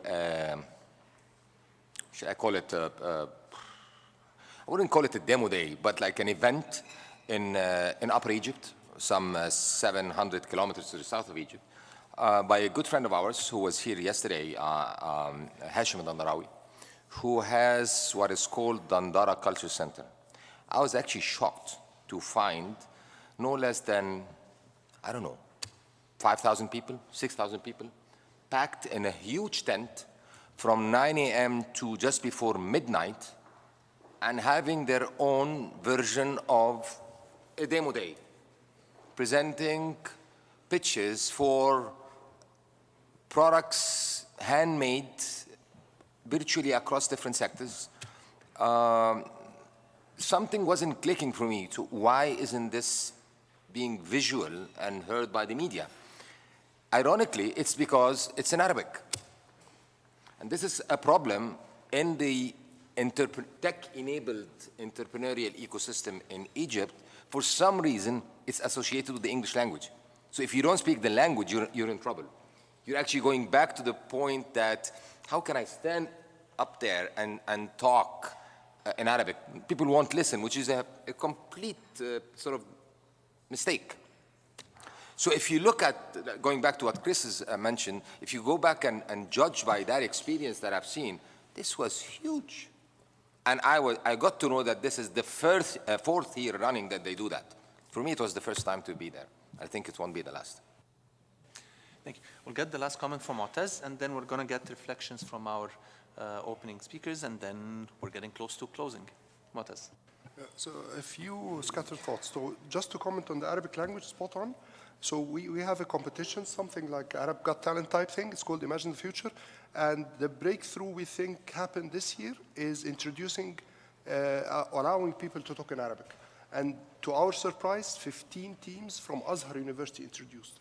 And it was like eye-opening to us. And we're sort of playing with the model now to see how we handle it. Because once we decide, one of them, if they win, they have to travel abroad, and we're thinking of how to bridge this gap. But spot on. And lots of people are waiting, queuing, to get the opportunity of talking in Arabic. So that's one thing. Quickly on the educational side, at least from what I've seen so far, I think part of the flaw in educational systems in general is driven by curriculum, driven by textbooks. I think textbooks are deadly, and we need to think them big time, and if any, we need to really critically pick the right textbooks. Because I've seen it on and on. You go to someone to craft a curriculum, and they open a textbook. That's the easiest way. It's very dangerous. So that's one thing. One very powerful on the other side, the most powerful I've seen in terms of teaching is through what we call the live cases. I've been in Oxford last summer, and they've got us into a live case with a multinational over VideoCon for 2 days. We are solving their problems, and they are C-class, and they're learning from us. That's how powerful things can go if you go into live case. And it's very challenging, but very rewarding. So that's the extreme side of things. The last thing, and it's more of a question rather than a comment, is that we face it in corporate as well. The dilemma between an expert versus a manager. It doesn't have to be a good expert, then he moves to managerial positions. Same thing with entrepreneurs. It could be a very brilliant, bright-minded, I've heard it a couple of times, student and not entrepreneurial, and the other way around. So how to pick them? It doesn't have to be as smart, as brilliant as data scientists, and still be very successful entrepreneurs, where the brilliant minds work for him. And that's sort of a question. Thank you so much. A final comment from Alfie, and then we'll get to Jay. I think, first of all, I'm really very, very impressed, and it's very commendable what the business school's doing, the experimentation you're doing. And I would urge you to do the same thing that I tell everybody, which is, you know, when some of your experiments don't fail, you're not experimenting enough, right? So you need to push the envelope a bit more. And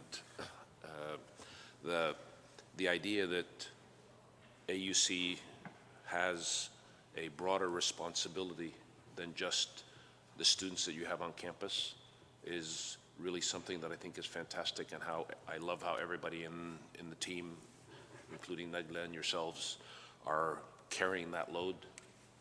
As many of us here are thinking the same way of, we have a responsibility that's being here that's slightly bigger than our business and the greater good.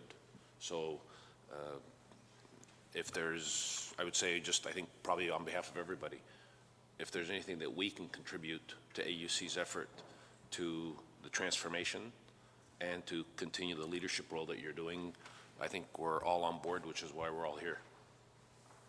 Wonderful. Thank you so much, Alfie. I think this means a lot to us, and being partners in a decade-long journey, I think there's more to be done.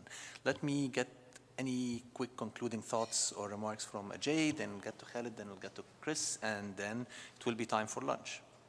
Ajay. Okay.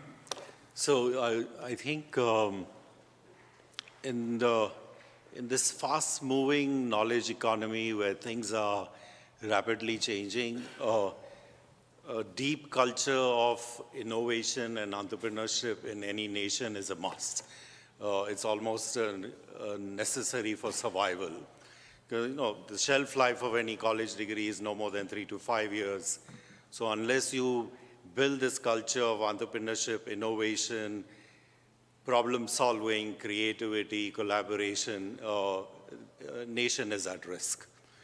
So that's a requirement. How do you build ecosystems? I think every country has to look at building ecosystems that are learn from the best models around the world, but have to adopt to the local models.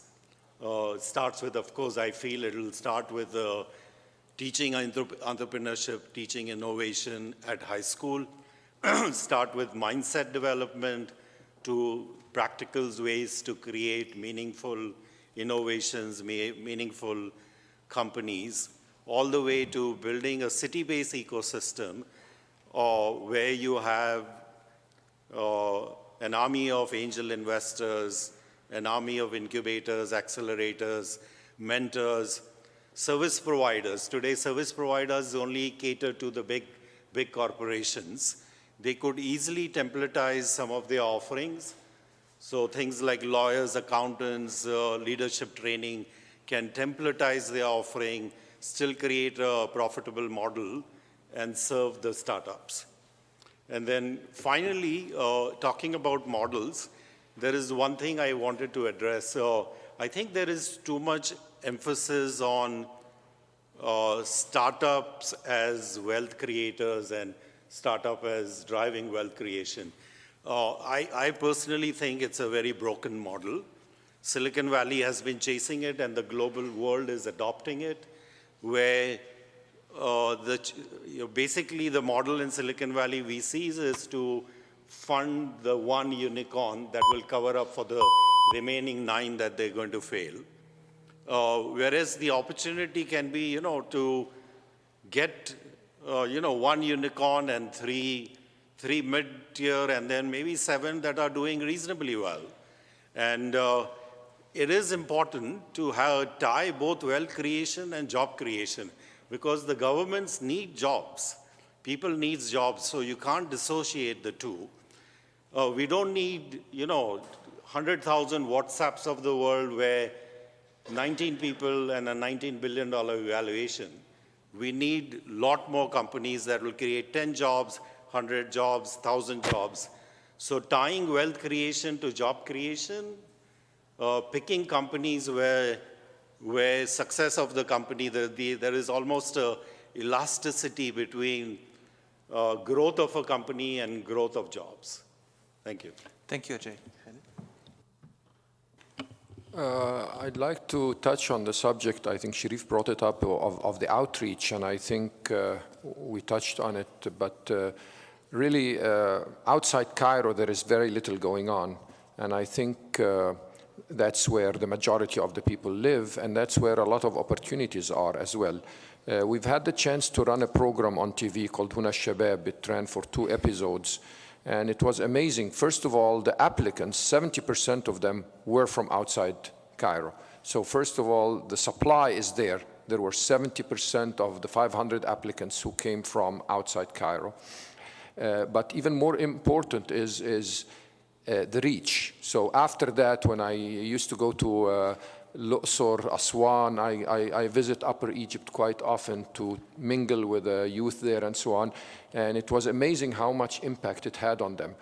To the level they were telling me the story, there was the lady from MENA competing one of the evenings, and the local coffee shop switched the soccer game off to turn the lady and the Huna Shabab on and watch her.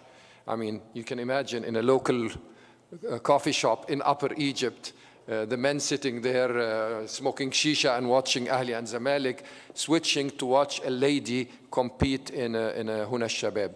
So the impact is big, but why? Because agriculture is outside Cairo, and agriculture is still very important. We neglect it for a long time, but there is, in my estimate, at least 30 to 40% increase in productivity to be added to agriculture in Egypt through some novel technologies that is not there, but that's significant. There is a lot of waste all over, and waste management, recycling and so on is a huge industry that's overlooked. And again, that's mostly outside Cairo, and we can alert people to it. There are lots of opportunities over there that we need the youth to start becoming also actively participating in solving. And education should also go for an outreach. I mean, Stanford and MIT are putting their curricula online. They are trying to reach. And I think AUC, as one of the leading institutions, should have also that brand to allow it to go and reach people in Upper Egypt and so on. I know it may not be financially rewarding somehow, but at least it's an obligation towards all of these people who live outside, and some of them may become entrepreneurs and may solve real problems and create wealth and everything.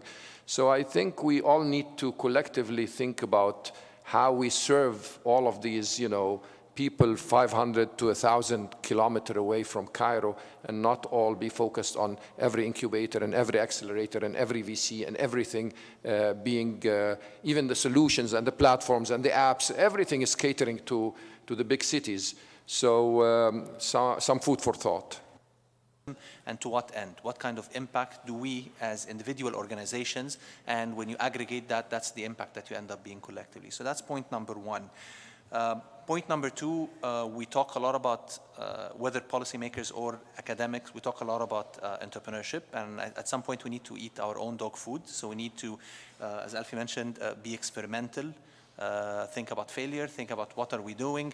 I think the old model of an academic as a professor standing in the room professing that they know the answers of everything, I think that's obsolete. And people who are practicing at some point in time will also become obsolete. The idea that the government knows the answers, can control, they can influence, but can control and run things top down in an ecosystem like this is also hard. So we need to think about what can we do to build things bottom up, collaboratively. There is a role for academia and government to push policies, to push ideas, to push new innovations, but it's not the top-down approach all the time.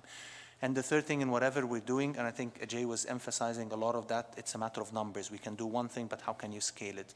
I can create 10 jobs, but can you create 1 million jobs for the people entering the job market in Egypt, in India, in Nigeria, and in many other parts of the world? So I think the scalability element, rather than running pilots for good things, how can we scale those good things into things that actually really matter, rather than become just pilots and remain pilots. So thank you so much. This has been very insightful. Thank you for people who flew in from other parts of the world to join us. Just a couple of housekeeping notes. We're going to walk outside. There will be a picture for everybody who was part of this roundtable. And then lunch will be in P019, which is right next door, and there will be ushers to take us there after that. Thank you, everybody. It was really a pleasure to be with you.